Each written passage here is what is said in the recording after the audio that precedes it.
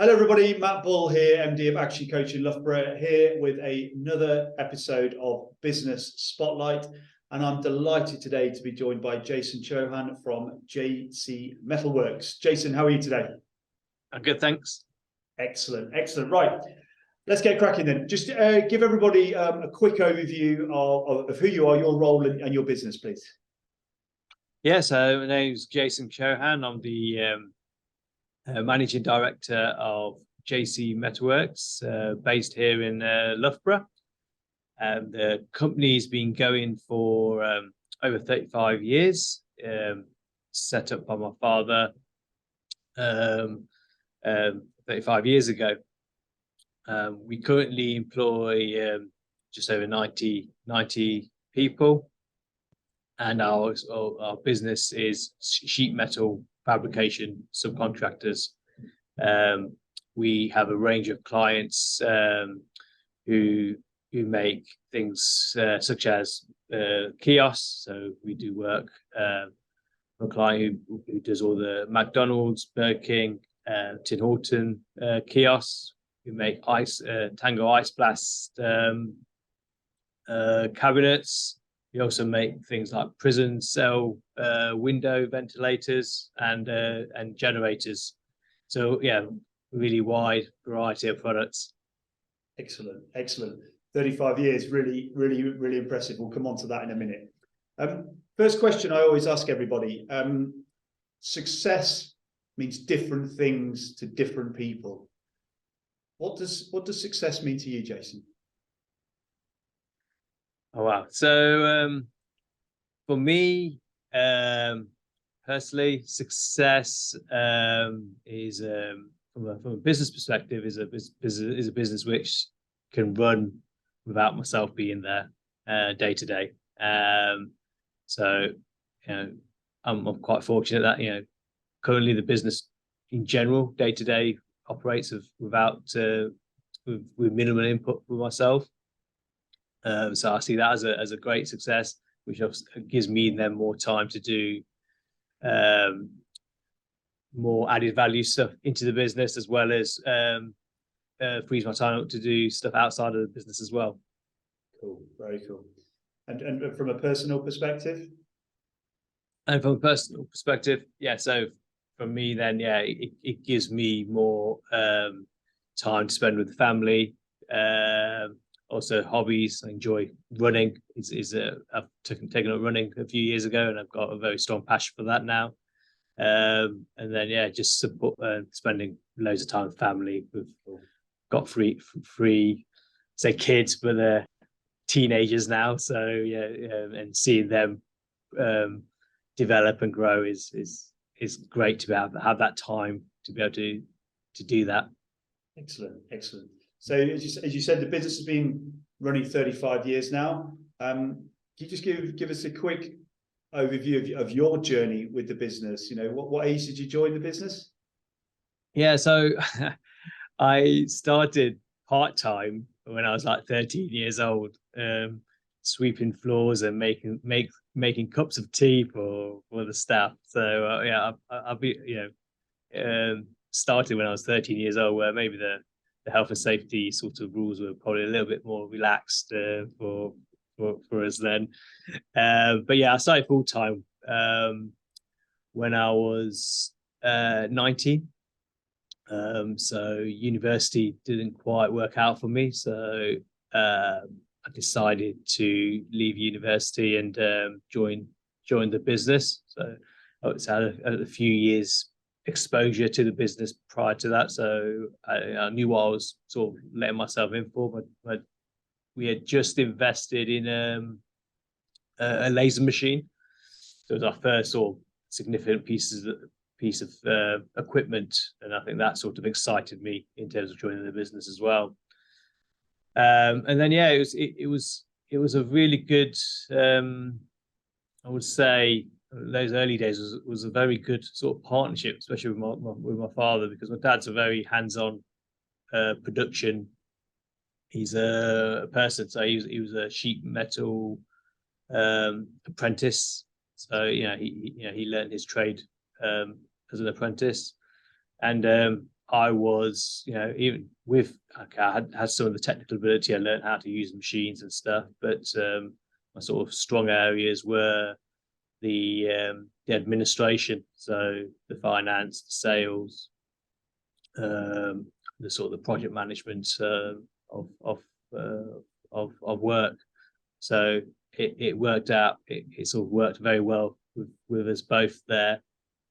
So the company sort of grew quite rapidly in sort of the 2000s. We got into a lot of retail display work, and we sort of moved from smaller premises into larger premises in the Falcon Business Park. And I think the big turning point for us is when we put our own powder coating facility in, so we could now offer everything all under one roof, and that then gave our customers more confidence in us, and helped us grow the business. And then from there we sort of grew further into the site where we are at the moment, going into different industries, diversifying into different industries, into kiosk manufacturing, scientific equipment, security, more sort of would say more sort of higher precision, higher quality products. Very cool, very cool. And that's an amazing journey. I mean, I love the uni didn't quite work out. I'm sure there's probably an interview in itself in that. But as you reflect on then, the last sort of however many years since your involvement, what do you think the key lessons that you've taken along that way are, along that journey? Oh wow, I think some of the key bits. So it was, the early days was very good because it felt like we had the sort of Midas touch. Everything we seemed to do just seemed to work, and so that was all good. I think one of the things where I think key lessons is it's all learning from the mistakes, and I think especially when we took on the bigger sort of premises and the sort of the assumption is, right, we now need to find a lot of work to fill this place. And I think that was probably one of the areas I look back on. It's actually, we didn't really need to do that, because we ended up then trying to find work, took things on at lower margins. Productivity wasn't then controlled because we were taking more work on, because the systems and the people wasn't geared up to doing the larger work, and that then created us issues in terms of profitability. So I think the first thing was it's not about the level of turnover or the amount of work, but the quality of the work. So I think that was one of the learns, and I think the other thing is having I'm very fortunate to have some very good people around me over the years. So ensuring having specialist people to support us on the journey.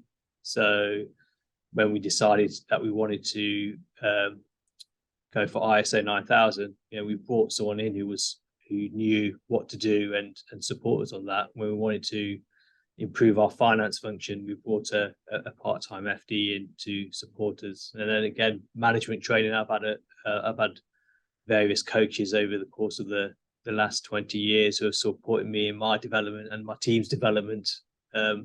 So that's been quite significant to us as well. Very cool, very cool. And you said now 90 people or so employed. How do you reflect on that level of growth? Because that's a decent sized amount of people you've now got in the business.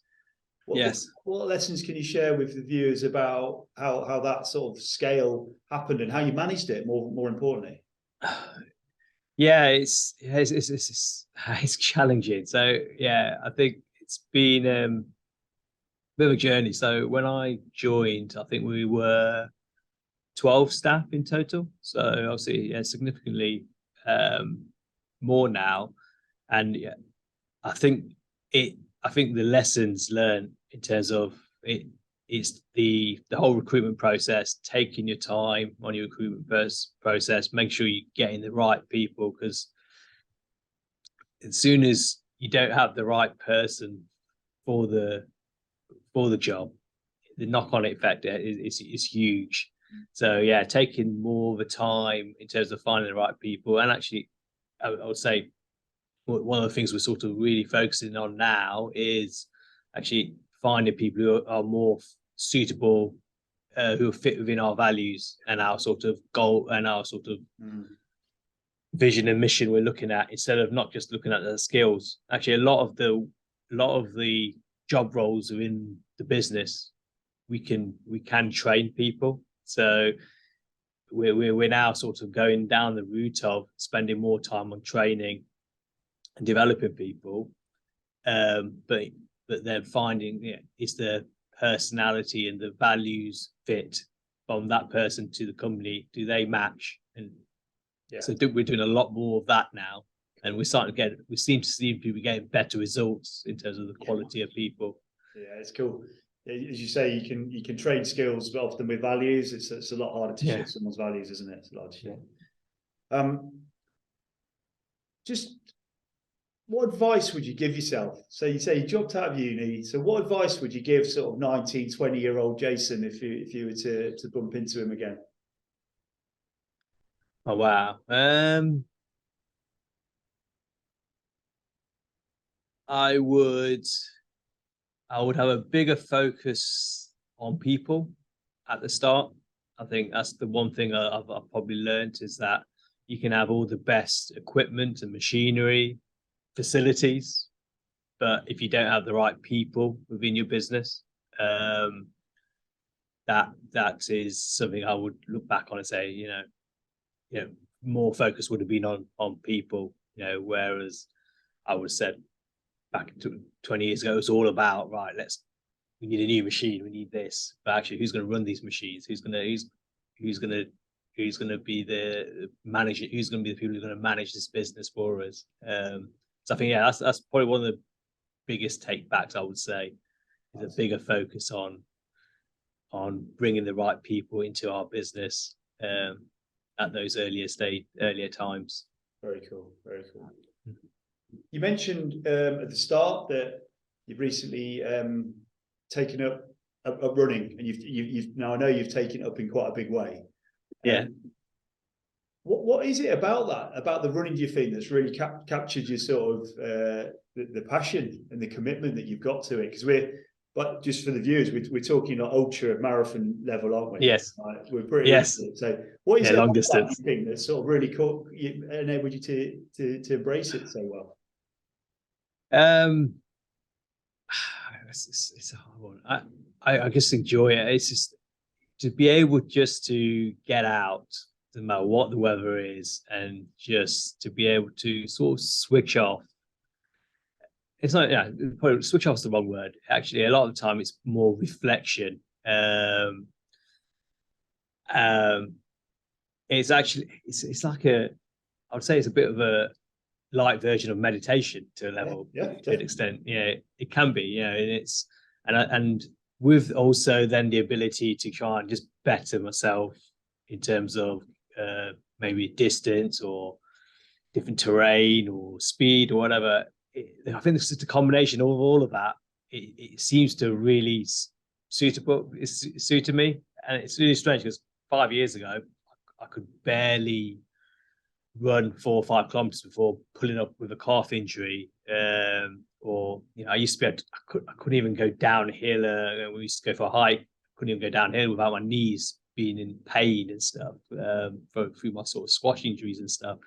So yeah, it's a real transformation, and it's just, I think that everything's sort of it's all sort of worked out really good on the running side, because now to be able to have more time to do the running, because you need the time, especially when you're doing things like the long distance running, the training involved, you need to have the time to be able to do it. So to be able to take more time out from work to be able to run, it's been good. But then, like I said, all the other elements, the sort of the reflection, the sort of meditating running, the beautiful scenery, and it's all of that sort of combined feels perfect for me. Cool. Very cool, very cool. Did you before you started running, did you take time out to reflect and give yourself that space? Because one of the things we often say to business owners, when do you have filing time, we call it, or when do you have time just to figure out? Did you do that before you started running?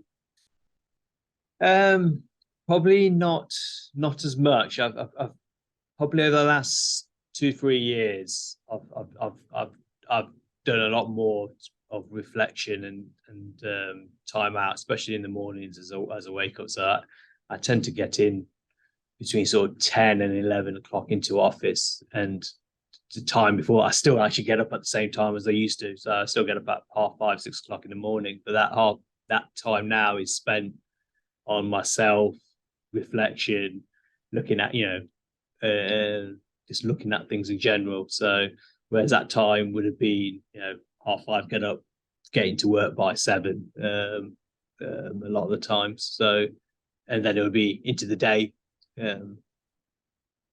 Get through the day and then do it again. That's it. Yeah. Excellent. So we also have lots of different business owners watch these videos, small businesses, large businesses, and it was great today actually just to hear this idea that actually the country hadn't gone into recession, and what a surprise it was. We always say it's a bit of a media-driven thing, but nonetheless there are a lot of businesses struggling at the moment who are feeling a bit of pressure for various reasons. 35 years, yourself involved, 20-25 years, how long you've been involved. What advice would you give to the business owners struggling at the moment, going through the growing pains? What advice would you give those business owners? I think looking back at things, as I say, I've already mentioned the one thing: don't chase the turnover. Look at your clients, look at your good clients, and make sure the ones which are making you the right margin and giving you the right type of work you want, and make sure you look after them to the best of your ability. And that's the first key bit. It's not, and I think for what we try and offer is it's that level of service. So just make sure you just service the clients you really want to work with the best you can, and focus on those markets. Because I strongly believe if you're good at what you do, there's the work out there. I think it is as simple as that for me. Is that if you're good, people will find you and they will use you. And I think that's I would say the biggest thing to take away. Amazing. Jason, absolute pleasure to have you on this episode of the Business Spotlight. It's an inspiring business story, certainly, but I think as well your own personal journey is inspiring, and we could definitely do longer than the time we've got available on this episode of your lessons. So thanks again, Jason. Thank you, Matt. And to our viewers, I look forward to seeing you on the next episode of the Business Spotlight series. Many thanks.